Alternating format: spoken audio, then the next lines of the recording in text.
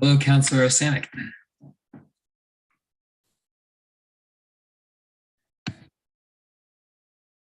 All right, Madam Clerk, we'll go to you for official confirmation of quorum and other introductory remarks. Thank you, Mr. Chair, and through you, welcome everyone to this evening's Planning Committee meeting. I can confirm that we do have quorum. Currently absent are Councillor Chappell and Councillor Hutchison. Joining us from staff are Tim Park, Director of Planning Services, James Barr, Manager of Development Approvals, Ian Clendenning, Senior Planner. I'm Elizabeth Fawcett. I'm the committee clerk for this committee, and we also have Blair Johnson joining us as meeting host. We also have Mr. Leclerc from FOTEN for the as agent for the applicant this evening. And we have 3 members of the public joining us at this time. Perfect. Thank you very much. And for members of the public, as I know staff and the other professionals on the call are aware, but for members of the public, tonight we only have one agenda item, as you'll see, and it's for Woodhaven, not for the tannery. I know that there were plans to have the tannery tonight, but just wanted to make clear, if you're here for that, that will be later down the road, but not tonight. With that said, we can call the meeting to order. It is 6:05.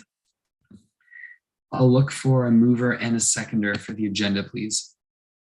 Councillor Hill, Councillor Osanek, all in favor? All right, that's approved and there's no added, so I'll just be clear about that as well. We have no minutes to confirm. Are there any disclosures of pecuniary interest? Seeing none, there are no delegations or briefings, so we can get right to our first and only business item, which is a comprehensive report, and that's for 1201, 1214, and 1301 Woodhaven Drive. And with that, we can look to our staff to give us an overview. Thank you. And through the chair, this is a comprehensive report and recommendation related to an application for zoning bylaw amendment for the property known as 1201, 1214, and 1301 Woodhaven Drive, respecting application D14013-2021. A public meeting was held with respect to this application on February 3rd, 2022. We could go to the next slide, please. The purpose of the zoning bylaw amendment is to consolidate the various zoning that relates to the property, R2-32, R2-33, 38, 39, and 40, all with holds applied in zoning bylaw 7626 into a single exception zone, and to apply a single exception zone to bylaw 2022, the City of Kingston zoning bylaw recently approved by council, over top of the UR3B zoning, and remove the 2 legacy exceptions. The amendment would facilitate the development of the Woodhaven subdivision, parts of which are currently subject to a request for final plan of subdivision approval. The amendments, broadly speaking, would create a broader array of dwelling types, decrease the minimum front, rear, and side yard setbacks, reduce site triangles, and would add a new type of dwelling defined as a linked dwelling house with specific definition. Emphasis that the fact that the holding provision would remain in place on the subject property until services associated with the development are in place. If we could go to the next slide, please. As you can see, the site is located north of Cataraqui Woods Drive and generally flanks the Collins Creek wetland complex to the west. Further east is Bay Ridge Drive. The subject lands are broken up into 3 areas as illustrated, reflecting the hydro corridor and the Trans-Northern Pipeline, which separates the area to the north and middle of the property respectively. We could go to the next slide, please. Under the official plan, the areas that are subject to the zoning amendment are variously zoned medium and low density residential, with a small section zoned designated medium density at the far north of the property. If we could go to the next slide. As referenced at the onset of this presentation, the zoning bylaw under 7626 has a variety of zoning site-specific zoning applied to the property, ranging from R2-32, 33, 38, 39, 40, all under 7626, with slight modifications respecting setbacks from the pipeline corridor, the wetland complex, and various other site-specific exceptions unique to each area. If we could go to the next property, I'm sorry, if we could go to the next slide. Recently approved bylaw 2022-62, the City of Kingston zoning bylaw, has consolidated a lot of these separate zones, but we still have three legacy exceptions, generally reflecting the wording that was used in the previous zoning bylaw. All lands are now subject to the UR3B zone, and holding does remain in place. The effect of the current application would remain with the holding provision. If we could go to the next slide, please. So I've highlighted here some of the key features of the proposed amendment, highlighting that the applicant's comparison zone, which does not currently apply to the property but is located in the area, is the residential type 2 exception 50 zone. You see here that only minor deviations are proposed from what are corner lots for the regular not abutting two streets, one on a flanking side and one on the frontage. It would mirror exactly the R2-50 zone. You note also that they've added the linked dwelling house to this. If we could go to the next slide. Once again, in respect to front yard and exterior side yard, it's taking the setbacks from the R2-50 comparison zone, which it would mirror. If we could go to the next slide, please. As referenced earlier, the proposed site-specific zone applies to all of the subject lands. To address the site-specific zones, which uniquely address the Trans-Northern Pipeline and the environmental protection area to the west, the provisions do afford the same setbacks that are currently considered under the site-specific bylaws, though essentially it just changes the place of them from the standard definition of a rear lot setback to specific setbacks unique to variously the environmental protection area and the Trans-Northern Pipeline. Here you see the definition of a linked dwelling house as one of two or more single-family dwelling houses linked by a common underground masonry footing, each of which has an independent entrance directly from the outside, but does not include any other dwelling house herein defined. If we could go to the next slide. As referenced earlier, the bylaw 2022-62 does act to consolidate a lot of the various previous zoning into one UR3B zone. There are still a couple of legacy exception zones. This does fold them into the same UR3B with a single exception zone, which does mirror the UR3B for lot frontage. We could go to the next slide. Similarly, for front yard setbacks, 3 meters is proposed. I'll reference later about unique to garages, which is a product of current exceptions.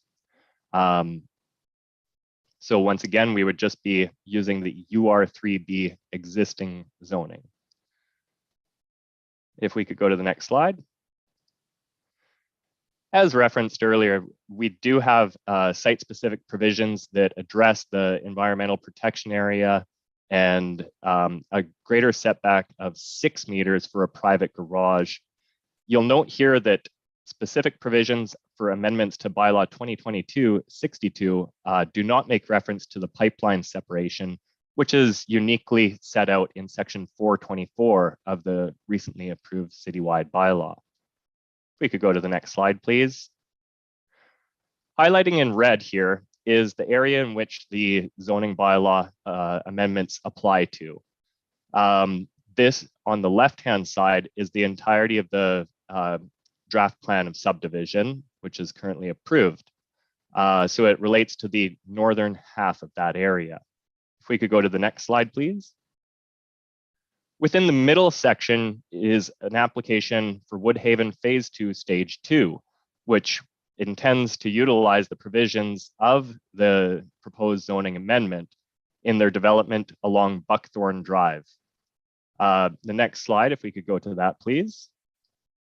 Next slide shows how the development incorporates slightly reduced frontages for the 7626 bylaw, as of right frontages for the UR3B zoning, in order to facilitate a broader array of housing units. If we could go to the next slide, please.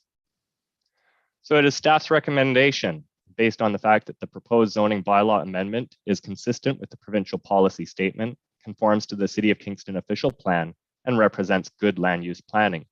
Staff are recommending approval of this application for zoning amendment for this property. If we could go to the next slide, please. And with that, I'm happy to take any questions. Thank you very much, Mr. Clendenning. And indeed, this is not a public meeting, so we start with committee. And we'll look for questions from committee, 5 minutes each for the first round, as per normal, with crosstalk more than welcome. Yeah, Councillor Osanek, please.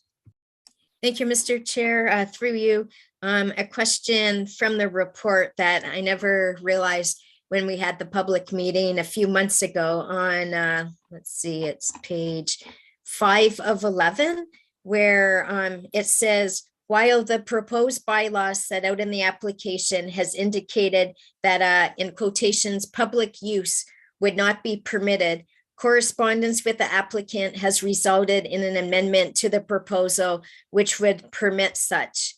And I don't understand what that means. Where will the public use be? Sorry, that's just clarifying.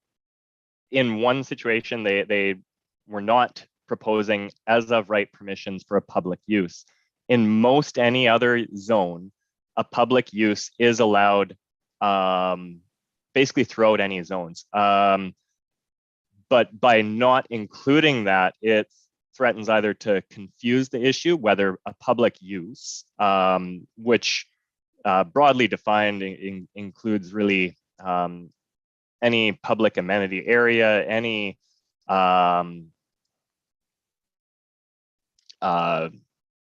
gosh, I'm trying to think of the whole suite of uses, but I think James Varr might have the definition handy, or at least a better description than what I was trying to pull out here. Yeah, thank you. And through you, Chair, just to build off what Ian was saying, bylaws in general allow for public uses across all zones in the city in order to give government agencies maximum flexibility on where they can operate. What this means and what public use is defined as, it's any building or structure or lot used for public services provided by the county, the municipality, the corporation of the county. Sorry, that's a redundant term in here. The Conservation Authority, the Government of Ontario, the Ministry or Government of Ontario or Canada.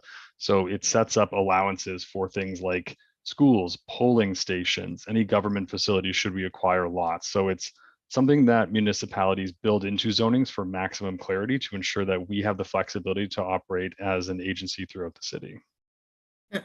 So technical, got it. Okay, thanks. And my other question is, for the homes that are backing onto the open space, is there going to be a fence through those backyards? And James, once again, I might turn to you, but it's my recollection that yes, they are. I know that is contemplated in the Carfa subdivision, slightly south and west. That's my understanding. Okay. Yeah, thank you. And through you, Chair, I can confirm that with the subdivisions backing onto the environmental feature to the west. We in the Conservation Authority do seek protection fencing along that area in order to define where people's properties are, so it is clear Right. and evident. Yeah, that's my concern. So they have like 12 meters and then it's the open space, and then it's the EPA. So yeah, I think fencing, when we were doing the secondary plan for Cat West, fencing was pretty important, just so that, like you said, people can't encroach, start taking down the trees beyond those 12 meters that are actually in the open space, and start building things in there as if it's their own property. And it's 20 years later and no one even knows where the property line ends if there is no fence. Yeah, and through you, Mr. Chair, we do secure that feature through the draft plan of subdivision conditions, so that Okay. it's actually required to be built as part of the subdivision. So when people move into their homes, that fence is already there. It's an official subdivision requirement. Okay, great, thank you. And my last question is, I think like these are going to be mixed uses, so some of them will be townhouses probably in here. And I just wondered, is there room for cars to park on the street, like only every other house, or how will street parking work in here? Yeah, absolutely. That's a great question through the chair. If we could just jump back to slide 15, perhaps. So what slide 15 shows is I trust that it is up, but that shows the currently proposed plan of subdivision. You see that bordering on the south of Buckthorn Drive at the north along Trans-Northern Pipeline easement, there's a variety of 3 and 4 unit row buildings. Now on the south side, it would facilitate parking where there is essentially tight spacing between lots. I did take the liberty of doing some measurements, and for those with keen eyes or keen glasses, you'd see that after about 2 groupings of the 3 unit row buildings, there's a measurement that's about 8.5 meters. So you see that there is even spacing at about 5 or 6 locations where a car could easily fit. I note also that in the south, at the far west end of Buckthorn, as it exits out of that, there's also numerous spaces, and as well the fact that they are just about 12 meters from edge of garage to the street frontage, to the street line rather, as well as double widths, so basically two cars for those single detached to the south and far west side of this. So in addition to the garage, it's feasible for basically every lot to contain 2 extra cars, and there is reasonable accommodation for on-street parking. Great, thank you so much. Thank you. Thank you, Councillor. Anyone else at this point? Seeing none, Councillor Hill, could you take the chair for a moment? I take the chair and recognize you. Mr. Clendening, I just want to ask a question that I had talked with staff about previous to this meeting, but might be beneficial for members of the public who are here. And that is why we'd be approving a fairly homogeneous plan in terms of building type and lack of recreational or commercial space. But in talking with staff about that, I've come to understand that this approval is more just getting in line with the new zoning bylaw that we passed at council. Is that correct? Just kind of, it's more housekeeping than visionary. Is that another way of saying it? So I mean, I might take an opportunity to highlight some of the amenity areas within this Woodhaven subdivision with respect to open spaces, access to public amenity areas. But yes, this is a approved plan of subdivision. The current zoning, by way of allowing an additional dwelling type, by allowing reduced lot frontage requirements, allows for minor opportunities for intensification while still adhering to the initial draft plan approved plan of subdivision. So as referenced earlier, we are talking about fencing and setbacks from the wetland further west, and that is an amenity area, as well as the Trans-Northern Pipeline easement, where that's planned for open space in accordance with the Cataraqui West Secondary Plan. So there is numerous opportunities for green space in this area, while the current application is simply addressing the residential designation and the uses therein. Fair enough. And finally, you did address it in your presentation where you had the 4 different columns of the zoning, and you circled some and showed lines over to the new proposed zoning. Just to be clear with that, where there are dwelling types that are not contemplated in what we may approve tonight, if you compare it to the previous zoning, do those ones that don't carry over just get dropped off, or what happens with them? Through the chair, this does not remove any types of dwellings. I'm trying to think of where there might be one that was not contemplated in any of the 5 different residential type 2 zones. But my recollection was that it doesn't remove any typologies of development, but rather adds. Okay, yeah, good. I'm glad I asked then. That's all. Thanks. I return the chair.